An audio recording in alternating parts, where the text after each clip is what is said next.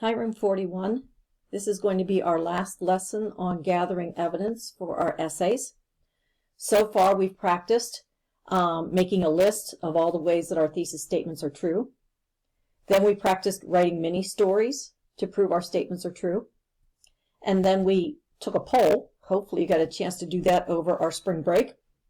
And you took a poll to see if other people agree with your thesis statement. We'll get a chance to share those when we meet individually or in small groups this week.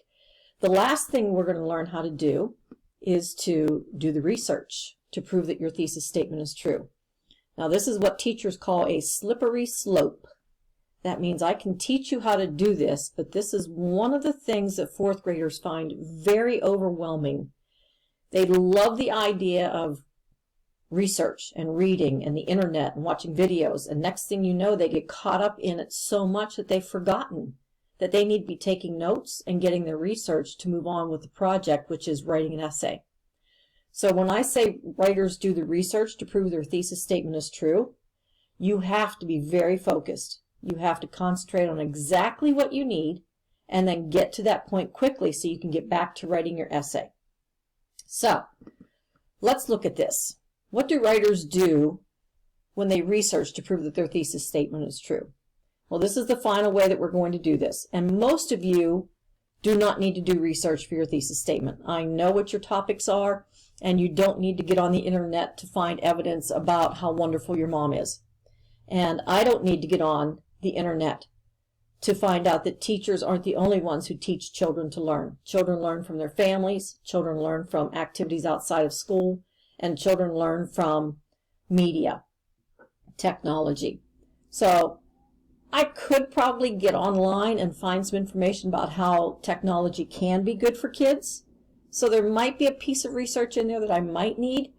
Will I absolutely have to have it? I doubt it, but it's there if I need it. So if you need to do research, here are some precautions and some guidelines to help you do your research. Your sources for research are going to be books. Now, the problem is you don't have access to a library. I get that. That's a tough one. Videos, well, you have access to those on the internet. And the internet, be very careful using the internet. It's so big that it becomes overwhelming and you lose your way. Here's some guidelines for you to follow when you are using the internet for your research. Don't get lost or off the topic, or you will never finish your research. So many times kids will start looking at something, then they'll see this cool video, then they'll call a friend over and they'll go, look at this is awesome, and then that video leads you to another video, and then that web page has these really cool pictures, and then you want to watch the monkeys doing this, and the next thing you know, you're watching a baseball game, and before you know it, you're so far away from your topic that you've forgotten what you've done, and it's been 2 hours. And I'm not exaggerating, boys and girls. It can be a very long time if you get yourself off the topic. Don't get lost on your research. Stay on the topic. And to do that, you need to really keep track of good notes. Keep notes just like we did in reading class. So those notes will help you to stay focused. So take a look at my notes. Now, I picked a couple of topics for us to practice with today.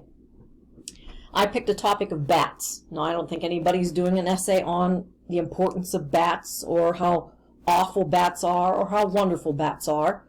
So I figured that was a safe topic.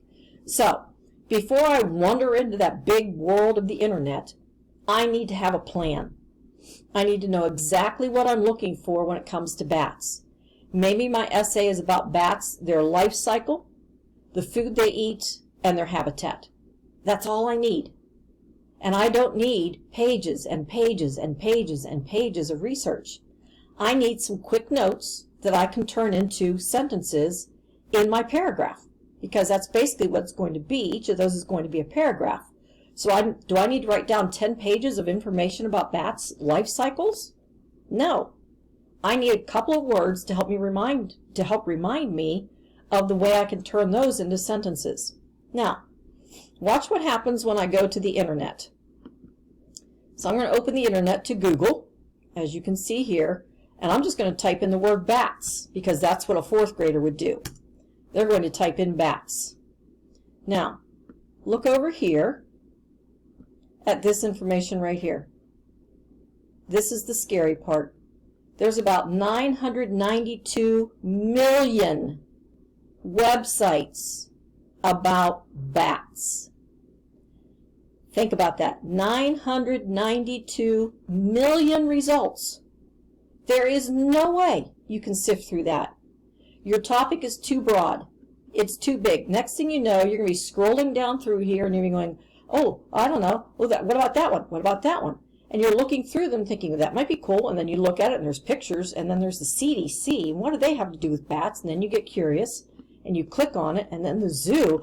I'm going to look at the zoo. San Diego Zoo. That'll be awesome. I'll look at pictures of wildlife. Then you're going to find out it's what you think is a really cool website is actually Amazon.com for you to buy a book, or Barnes & Noble for you to buy a book. So I think I need to change my search a little bit. Remember, I said I need to know about bats. Maybe I'll type it this way. The life cycle of a, let's make it a fruit bat.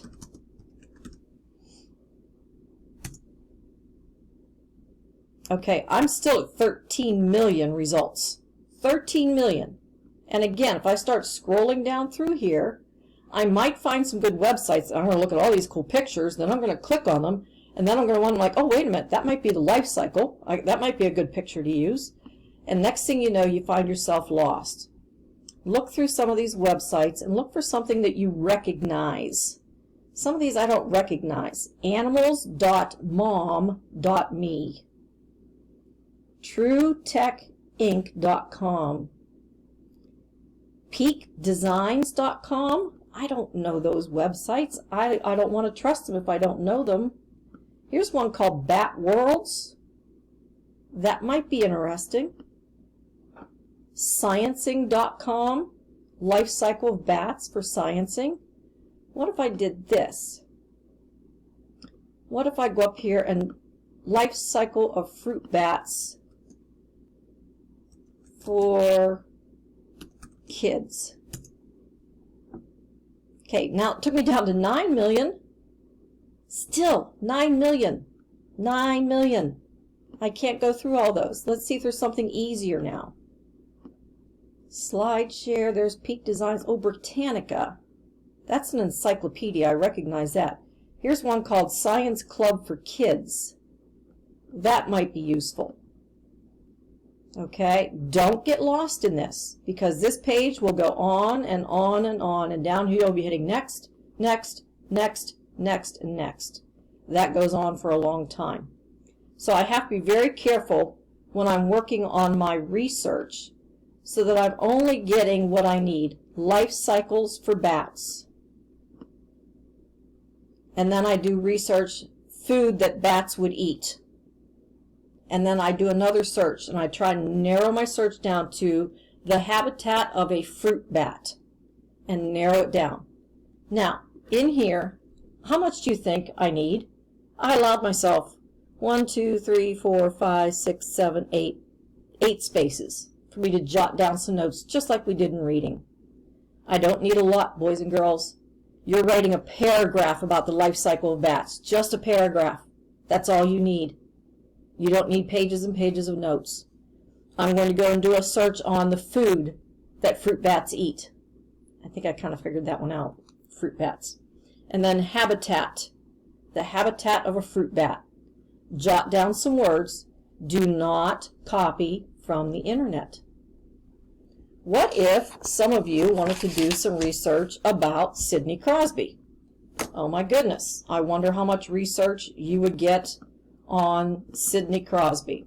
So I'm going to go back up here, and I'm going to type in Sidney Crosby.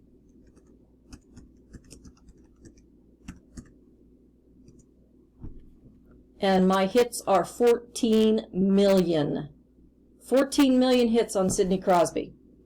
What if all I really want for Sidney Crosby is I want his early life, his childhood. What if the only thing I want is his statistics? And what if I want to know what awards he's won? Now I can narrow my search down. When I get back on the internet, I can think, okay, instead of just typing in Sidney Crosby, what if I type in awards? Sidney Crosby awards. Well, let's see, it doesn't even tell me, but look at all this already. I found what I need. Can I just jot these down? The Conn Smythe Trophy, the Hart Memorial Trophy in 2014 and 2007, Best NHL Player ESPY Award in 2017, 2016, 2014, the Art Ross Trophy, the NHL All-Star Team, the Mark Messier Leadership Award. There, right there, I've got what I need, even just from that, without going to a single website. Okay? So boys and girls, if you need to do research, I am warning you to be super cautious, that you don't get on the internet and get yourself lost. I need you to have your notes ready to go so you know exactly what you're looking for. Don't get lost or off topic or you'll never finish your research. Now what's going to happen this week is today I'm going to call 4 or 5 of you in a small group on Teams, and I'm going to ask you to show me your work so far for your essay. I want to see what you have in each envelope and how much you have for each envelope if you have enough research, mini stories, polls or lists, and then I can talk to you individually. Then tomorrow I'll call a few more of you during writing time to see how you're doing, and then Friday I will call some more of you to see how you're doing. So I'll be calling in small groups, okay? I'm going to make appointments for you so you'll see them on Teams what time your appointment is, okay? So as you work this week, I suggest that when I call you, that in each of your white envelopes you have 2 or 3 pieces of paper in there. One might be a list, one might be a mini story, one might be the answer to your poll questions, and now you can add some research. And what you would do then is you would just take your research like you did here, and if I find everything I need to know about Sidney Crosby and his awards, and I have those all jotted down there, I could just take this piece of paper here about awards, and all my information is right there, and I put that in the folder, the envelope, okay, about Sidney Crosby's awards. So then in my envelope I'm looking to see, do you have enough information for your first paragraph, for your second paragraph, and for your third paragraph, which would be reason 1, reason 2, and reason 3. So you're working this week. Your goal is to have everything you need to start building your essay. We hope to start drafting either late this week or early next week, where you're actually going to draft it and write it down. We're going to build our opening paragraph, our closing paragraph, and then you're going to build your essay, and yes, eventually you will type it to me and send it to me on Teams. So if you have any questions, you can give me a call. Today, tomorrow, and Friday, expect a call from me during reading time, during writing time, so I can find out where you're at with your evidence for your essays. All right, everybody get to work, and I'm going to give a few of you a call right now.